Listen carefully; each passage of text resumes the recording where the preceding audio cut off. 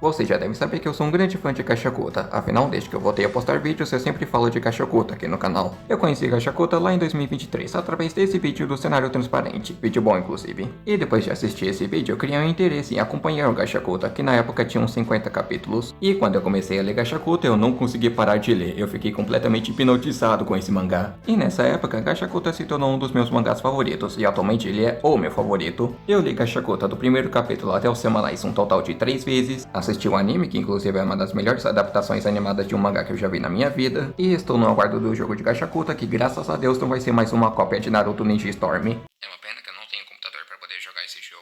Então já era de se esperar que com meu hiperfoco em Caixa Oculta, um dia eu iria fazer um vídeo de Caixa Oculta. Não só um vídeo, e sim uma série, afinal tem muita coisa de Caixa Oculta que eu quero falar aqui no canal, e só um vídeo de 10 minutos não seria o suficiente. E nessa série de vídeos eu vou fazer vídeos falando dos arcos de Caixa Oculta, vídeos falando sobre um personagem específico, ou até um vídeo falando sobre o world build de Caixa Oculta. E esse vídeo que vocês estão assistindo vai ser o pontapé inicial dessa série. Olá pessoal, eu me chamo Shinigami Feline e vocês estão no canal The Darkness Kingdom. E nesse primeiro vídeo dessa grande série do canal eu vou falar do começo de Caixa Oculta, que vai do capítulo 1 até o capítulo 6. Então pegue o lanchinho, se acomode, fica bem confortável e não se esqueça de fazer o famoso ritual, dar like, se inscrever e compartilhar o vídeo para que a palavra do canal chegue para mais pessoas. Agora vamos começar o vídeo.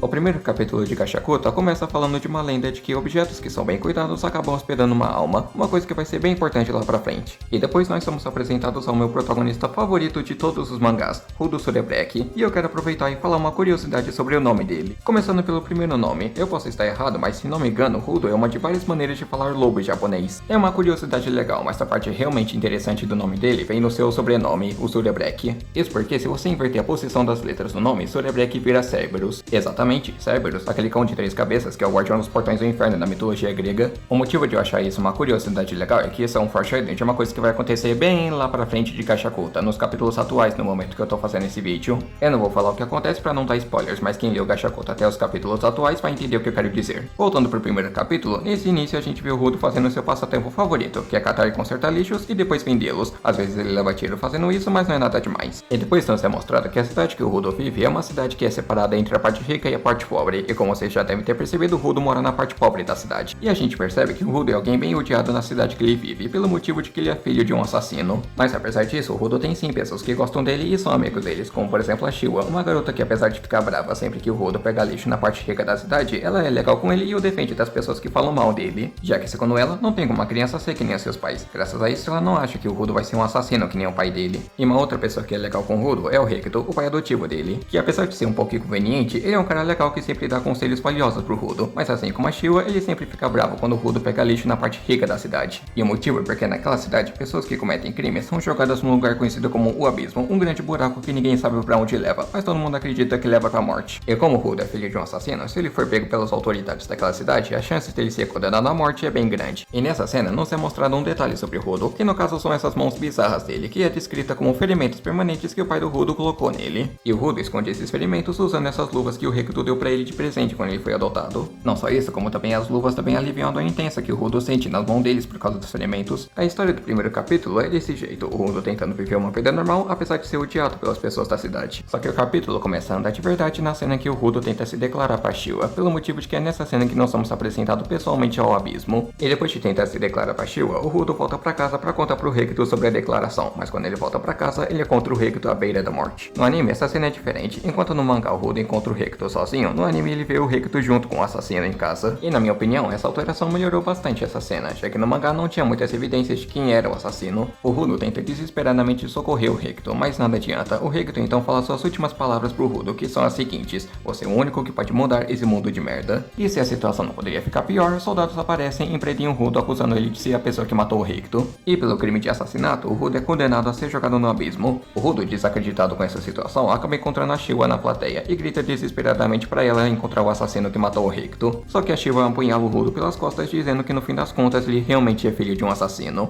É por isso que eu dou graças Graças a Deus que eu nunca me apaixonei. Durante a queda, o Rudo, enfurecido por tanto de merda que estava acontecendo logo em seguida, jura que um dia ele vai voltar para aquela cidade e se vinga das pessoas que acusaram ele de ser um assassino. E durante a queda, o Rudo acaba vendo uma criatura estranha que parece estar em um limbo entre a cidade e o abismo. E mesmo caindo numa queda de dezenas, se não centenas de quilômetros de altura, o Rudo sobrevive graças ao grandioso poder conhecido como o protagonismo. E esse capítulo termina com o Rudo vendo que caiu em um mundo cheio de lixo e repleto de criaturas feitas de lixo que começam a atacar o Rudo. Que moleque azarado, hein? Agora falando minha opinião sobre esse primeiro capítulo, eu gosto bastante dele. Tem sim problemas, como por exemplo a relação do Rudo com o Hector, que queria que fosse um pouquinho mais bem trabalhado, mas não é nada que atrapalhe a experiência. Eu gostei desse primeiro capítulo de Gachakuta por ele focar mais em apresentar o protagonista do que em ter lutas épicas e apresentar vários personagens que irão aparecer durante a história, que nem o Jujutsu Kaisen fez no primeiro capítulo. E vale dizer que o anime melhorou bastante o primeiro capítulo de Gachakuta, adicionando cenas novas e alterando outras que melhoraram a experiência. Muito bem, esse foi o primeiro capítulo, agora vamos para os outros capítulos.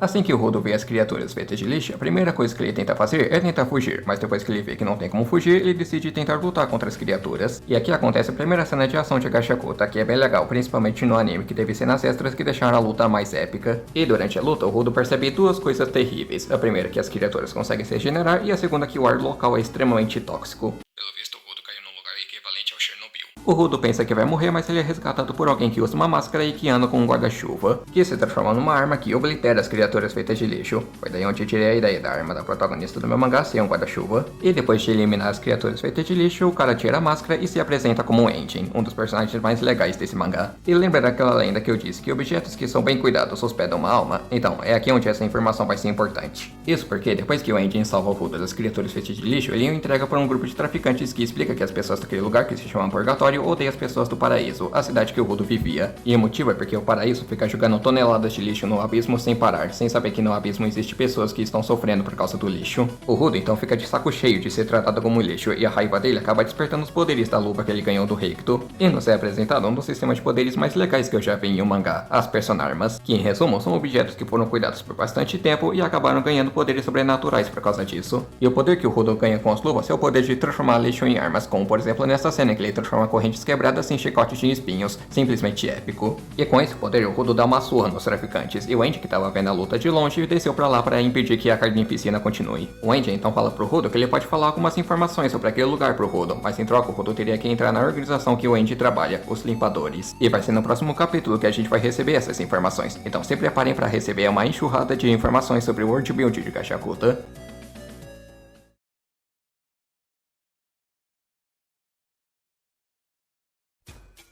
Após os acontecimentos do capítulo anterior, o Enjin leva o Rudo para um médico para poder tratar os ferimentos. E após isso, o Enjin fala algumas informações pro Rudo sobre aquele mundo. Vou resumir tudo o que ele falou, começando pelo world building. Aquele mundo que o Rudo caiu se chama de um purgatório, um lugar que sofre bastante com os lixos que o paraíso descarta frequentemente. E o maior dos problemas causados pelo lixo são as pseudos-criaturas, monstros feitos de lixo que são criados a partir de uma energia chamada de ânima negativa. Ânima é uma energia mágica que é gerada a partir dos sentimentos das pessoas. Sentimentos positivos, como alegria e felicidade, geram ânima positiva, enquanto que sentimentos negativos, como raiva e tristeza, geram ânima negativa. E é graças ao ânima negativa que as pseudo-criaturas existem. E existe um jeito de combater essas criaturas. E é aí que entra o sistema de poder que eu falei anteriormente, que são as Personarmas. Caso uma pessoa cuide de um objeto por bastante tempo, esse objeto passa a acumular ânima positiva. E se acumular o suficiente, ela se torna uma Personarma. E é por isso que eu gosto bastante desse sistema de poder, porque qualquer coisa pode ser uma Personarma, qualquer coisa mesmo. Desde coisas mais simples, como uma tesoura que pode virar uma tesoura gigante, até coisas mais complexas, como um pijama que pode virar um monstro gigantesco. Se bobear, até uma camisinha pode virar uma Personarma.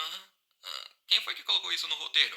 E depois de toda essa explicação, o Enjin fala que as luvas do Rudo possivelmente são uma Personarma e pergunta como ele conseguiu essas luvas e por que elas são tão especiais pra ele. Então o Rudo explica que essas luvas são a última lembrança que ele tem do pai dele, que foi quem entregou as luvas pra ele. E o Rudo fala que o objetivo dele é retornar pro paraíso pra se vingar da pessoa que o matou. O Enjin então fala que o chefe dos limpadores tem algumas informações sobre como retornar pro paraíso, mas o Enjin avisa que o Rudo só vai receber essas informações se ele se tornar um limpador. Então o Rudo aceita se tornar um limpador contra sua vontade. O Enjin então entrega pro Rudo um pouco de dinheiro e fala que vai contratar alguns limpadores pra levar eles pra base. E antes de sair, o Enjin avisa pro Rudo que antes de levar ele pro médico, ele contatou um limpador pra pedir que ele fosse um tutor pro Rudo. E assim que o Enjin sai do local, um gato de rua pega o dinheiro do Rudo e começa a fugir. Então o Rudo persegue o gato até acidentalmente se esbarrar no tal tutor dele. E esse tutor é o Sanka, que dos personagens principais tem o meu character design favorito, que fanboy estiloso. O Rudo e o Zanka até se deram bem, porém o Rudo, para tentar melhorar a conversa, tentou sorrir. Porém tem um problema, o Rudo não sabe sorrir. Então quando ele tentou sorrir, o sorriso saiu desse jeito.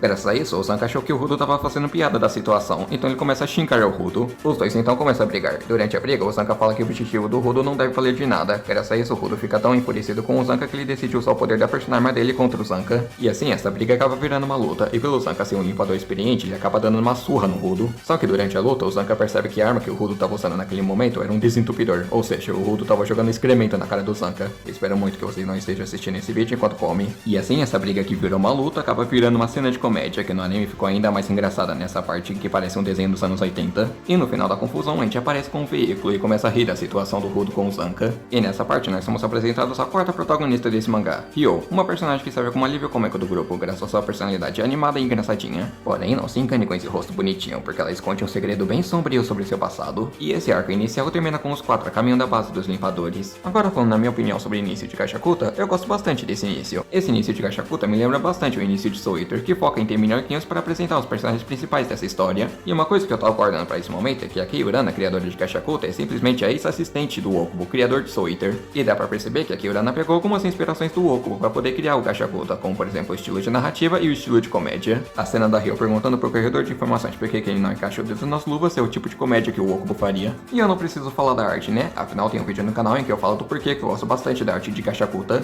Enfim, terminei de falar sobre o início de Gashakuta, agora vamos para a conclusão do vídeo.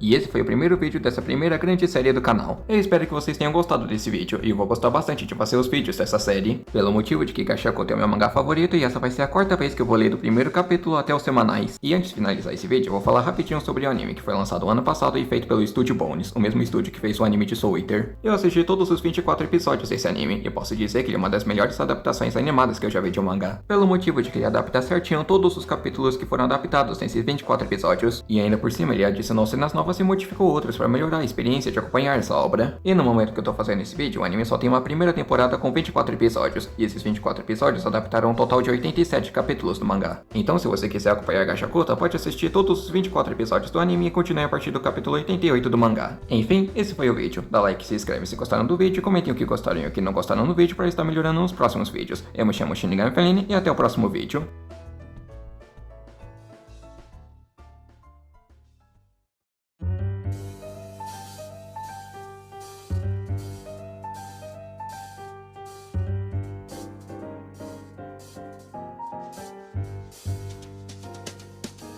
Why so down tonight? Just another day that didn't go your way. Well, don't you make a side. Just take my hand.